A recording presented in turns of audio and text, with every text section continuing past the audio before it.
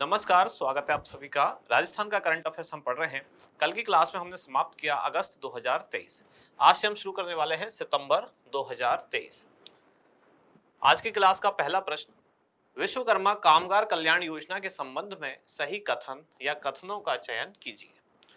पहला कथन है, बजट 2022-23 में इस योजना की घोषणा की गई। दूसरा कथन है, योजना के तहत कामगारों को आवश्यक उपकरण खरीदने हेतु 5-5 हजार रुपए की सहायता प्रदान की जाती है। तीसरा कथन है कि योजना के अंतर्गत पात्र कामगार की वार्षिक पारिवारिक आय 3 लाख रुपए से कम होनी चाहिए। अब देखते हैं ऑप्शन क्या है। ऑप्शन ये बताए गए हैं कि इनमें से कौन से कथन सही है। पूछा गया है कि सही कौन सा है। पहला कथन की योजना वर्ष 2022-23 में घोषणा की गई थी, तो ये कथन गलत है। ये नए बजट यानी कि 2023-24 की घोषणा है, विश्वकर्मा कामगार कल्याण योजना। योजना में कामगारों को उपकरण खरीदने, सिलाई मशीन, एक्सेट्रा ऐसी चीजें खरीदने के लिए 5-5 हजार रुपए की सहायता दी जाती है। ये बात सही है। योजना के अंतर्गत जो पात्र कामगार हैं, पहली बात तो पात्र कामगार की आयु भी एक निर्धारित की गई है। वो कितनी है? 18 से लेके 40 वर्ष। और इनकी वार्षिक पारिवारिक आय 3 लाख रुपए से कम होनी चाहिए, यानी कि कथन 2 भी सही है और 3 भी सही है। पहला कथन गलत है। इस तरह का ऑप्शन कौन सा है? केवल 2 व 3। तो ये वाला जो ऑप्शन है यानी कि ऑप्शन ए, ये इसका उत्तर होगा। कामधेनु पशु बीमा योजना का शुभारंभ निम्नलिखित में से किस स्थान से किया गया? यहाँ पूछा है स्थान। कामधेनु पशु बीमा योजना के बारे में थोड़ा सा जान लेते हैं। क्या है योजना? प्रति पशुपालक परिवार दो दुधारू पशुओं का बीमा इसमें किया जाता है। अब ये दुधारू पशु भी दो कौन से हो सकते हैं? गाय और भैंस। या तो दोनों गाय हो सकती हैं, या दोनों भैंस हो सकती हैं, या एक गाय और एक भैंस हो सकती है। इसमें बीमा कितने रुपए का किया जाएगा? तो प्रति पशु 40-40 हजार रुपए का बीमा इसमें किया जाएगा। योजना का वार्षिक बजट कितना है? 750 करोड़ रुपए इसका वार्षिक बजट है। योजना से लाभान्वित पशुपालकों की संख्या कितनी है? तो 20 लाख पशुपालक इससे लाभान्वित होंगे। नए बजट की घोषणा है। लागू कब से हुई योजना? 6 सितंबर 2023। अब लागू कहां से हुई? आपके ऑप्शन है धानक्या जयपुर, गुलाबपुरा भीलवाड़ा, महापुरा जयपुर और पाल जोधपुर। चारों गांव किसी न किसी योजना से जुड़े हुए हैं। इस योजना का उत्तर कौन सा है? गुलाबपुरा भीलवाड़ा से मुख्यमंत्री द्वारा योजना की शुरुआत की गई थी। आगे बढ़े। इंदिरा रसोई योजना ग्रामीण का शुभारंभ कब हुआ? ऑप्शन एक 20 अगस्त 2020, 19 नवंबर 2020, 10 सितंबर 2023 या 20 अगस्त 2023। इंदिरा रसोई योजना जो शहरी क्षेत्रों में पहले से संचालित है, वो शुरू हुई थी कब? 20 अगस्त 2020। ये तो हो गई इंदिरा रसोई योजना शहरी। क्या होता है इंदिरा रसोई योजना में? इसमें 8 रुपए में पौष्टिक थाली खाना दिया जाता है। थाली की कुल कीमत होती है 25 रुपए, जिसमें से 17 रुपए तो राज्य सरकार द्वारा अनुदान दिया जाता है और 8 रुपए व्यक्ति द्वारा पे किए जाते हैं थाली के प्राप्ति के लिए। यानी कुल कीमत है 25, 17 रुपए अनुदान सहायता राज्य सरकार द्वारा और 8 रुपए किसको देने होते हैं? जो लाभार्थी है, यानी जिसको भोजन खरीदना है उसको 8 रुपए देने होंगे। तो ये कितने हो जाते हैं? 17 और 8, 25 रुपए कुल थाली की कीमत, लेकिन व्यक्ति को 8 रुपए में ही थाली मिलती है। शहरी क्षेत्रों में पहले से संचालित है 20 अगस्त 2020 से। अब नए बजट में घोषणा की गई थी कि ग्रामीण क्षेत्रों में भी 1000 इंदिरा रसोइयां खोली जाएंगी। अब कैसे ग्रामीण क्षेत्रों में? ऐसे ग्रामीण क्षेत्र जिनकी आबादी 5000 से अधिक है। ग्रामीण क्षेत्र, ऐसे ग्रामीण क्षेत्र या ऐसे कस्बे हो गए जिनकी आबादी जनसंख्या 5000 से ज्यादा है, वहां 1000 इंदिरा रसोई का शुभारंभ किया जाएगा। अब ये किस डेट से शुरू हुई? 10 सितंबर 2023। और कहां से शुरू हुई? टोंक जिले का एक गांव है। कौन सा? झिलाय। कहां है ये? निवाई टोंक। अगला प्रश्न है, सविताबेन अम्बेडकर अंतरजातीय विवाह योजना के तहत केंद्र तथा राज्य सरकार द्वारा वहन की जाने वाली राशि का अनुपात क्रमशः कितना है?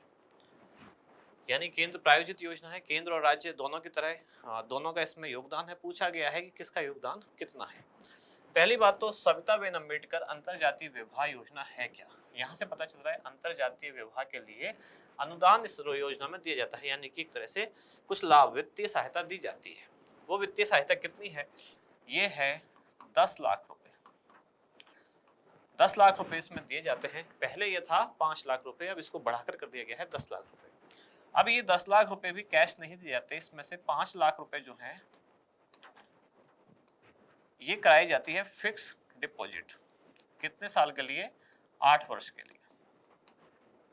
8 वर्ष के लिए फिक्स डिपॉजिट कराई जाती है 5 लाख रुपए। फिर इसमें से जो युवक और युवती यानी अंतरजातीय विवाह के लिए दोनों में से कोई एक, कपल में से कोई एक अनुसूचित जाति वर्ग का होना अनिवार्य है, तभी इस योजना के तहत वो पात्र होंगे।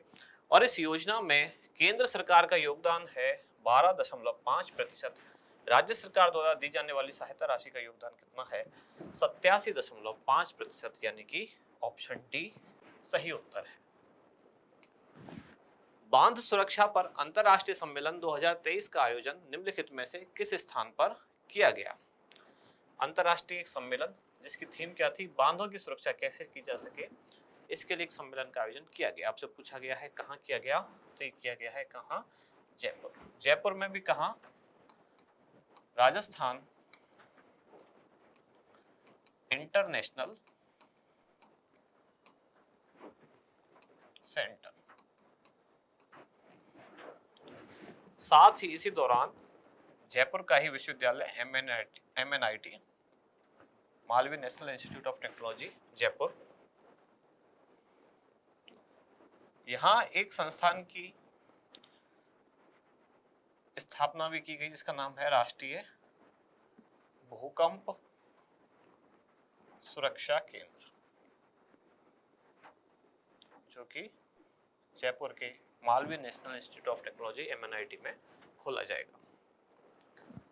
डोल मेला का आयोजन निम्नलिखित में से किस स्थान पर किया गया? बाराम, बूंदी, झालावाड़ या कोटा। ये हाड़ौती का एक प्रसिद्ध मेला है। चारों ऑप्शन भी हाड़ौती क्षेत्र के ही है। अब हाड़ौती का मेला है, कब आयोजित? इसका एक उपनाम भी है, इसको कहा जाता है श्री जी का मेला। आयोजन कब होता है इसका? भाद्रपद माह की शुक्ल पक्ष और एकादशी। और कहां हुआ आयोजन? तो ये हुआ बारां। मिशन स्टार्ट 2023-24 का शुभारंभ कब किया गया? 5 सितंबर 2023, 15 अगस्त 2023, 9 सितंबर 2023 या फिर 20 अगस्त 2023। क्या है मिशन स्टार्ट 2023? ये एक मिशन है किसके लिए? शिक्षा के लिए, यानी ई एजुकेशन।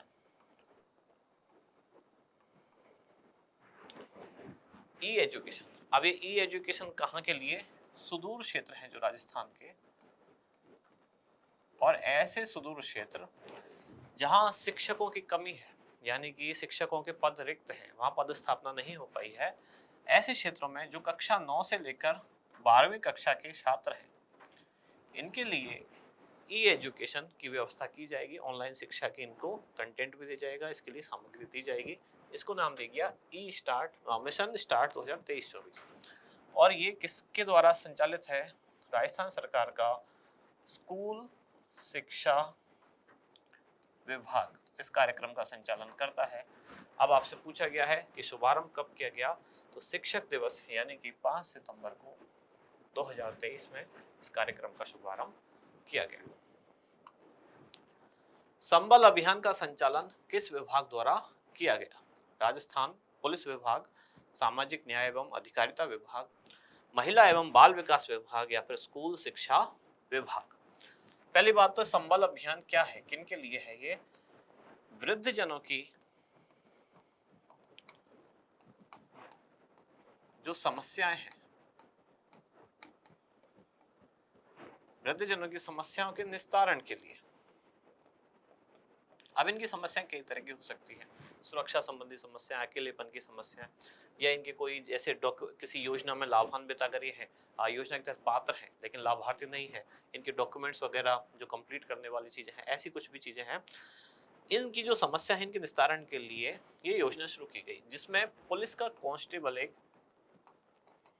इनके पास जाकर, पुलिस कांस्टेबल इनके पास जाएगा, देखेगा कि इनके पास क्या क्या समस्या है, इनकी समस्याएं सुनेगा और उनका निस्तारण किया जाएगा। और ये राजस्थान पुलिस विभाग द्वारा शुरू की गई योजना है संबल अभियान। आशान्वित ब्लॉक कार्यक्रम का संचालन किसके द्वारा किया गया? आपके ऑप्शन है ग्रामीण विकास एवं पंचायती राज विभाग, नीति आयोग, सामाजिक न्याय एवं अधिकारिता विभाग, या फिर चिकित्सा एवं स्वास्थ्य विभाग। नीति आयोग का ये कार्यक्रम है, पहले उत्तर बता देता हूं। नीति आयोग ने पहले एक और कार्यक्रम चलाया था जिसका नाम था आकांक्षी जिला, आकांक्षी जिला कार्यक्रम। अब उसकी सफलता के बाद ही आशान्वित ब्लॉक कार्यक्रम शुरू किया गया, यानी कि पहले जिला स्तर पर, अब ब्लॉक स्तर पर वैसा ही कार्यक्रम जिसमें पूरे देश भर से 500 ब्लॉक चुने गए कि इनमें कुछ विकास के काम करने हैं। इन 500 में से राजस्थान के कितने थे? तो इनमें से 27 ब्लॉक जो थे कहां से थे? राजस्थान। अब इनमें विकास के कार्यों के लिए एक सप्ताह के लिए, यानी पूरा एक सप्ताह कार्यक्रम चलाया गया और उसको कहा गया, सप्ताह को नाम दिया गया संकल्प सप्ताह।